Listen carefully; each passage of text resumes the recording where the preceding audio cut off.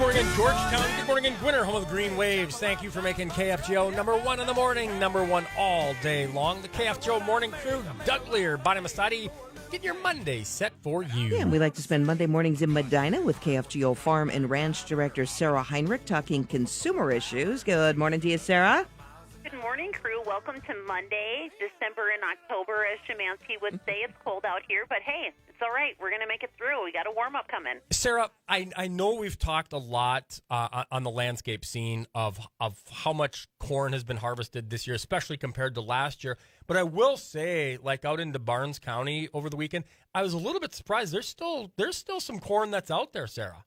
Surprisingly, USDA's crop progress report that came out last Monday, and so obviously those numbers are going to be up this week. Only 55% of the corn was off as of last Monday, which really surprised me, to be honest with you, because I thought that there might be a little bit more than that.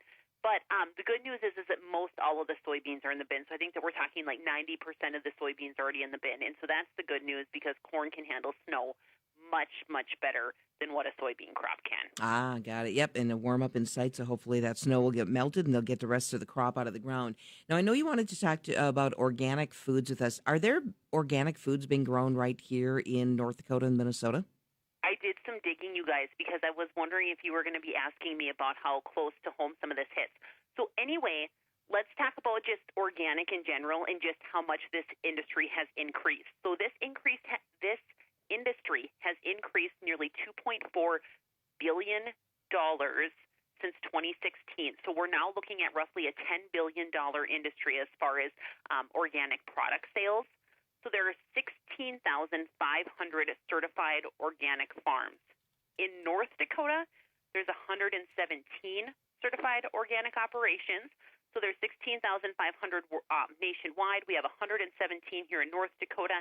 In Minnesota, they actually have 635 operations, and so that accounts for like 173,000 organic acres. So Minnesota is definitely leading North Dakota when it comes to organic production. They actually are ranking 9th in the nation for the number of certified organic farms, and cow milk had the highest value of the commodities in Minnesota, and that came in at $382 million in sales. Another big one is organic goat milk for Minnesota and corn. Sarah, can we step back and what makes something organic? I imagine that there's some criteria that has to be met.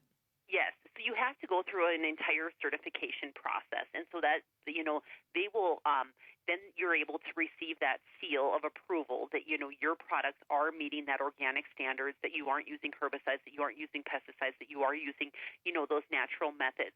And so you have to go through an entire process to get to that organic seal. And if I might be wrong on this, but I do believe that even if, say we wanted to switch some of our conventional land to organic land, I believe that it's more than just, I don't think you can change it in just 1 year. I think that land has to, be without herbicide or pesticides for X number of years before it will qualify as an organic acre. Because obviously the certification process is very, very strict. That's why you see a lot of people and operations maybe producing natural versus organic, because to get natural, you don't need that USDA seal, you don't need that certification approval, but in order to get organic, you do need to go through all of those steps.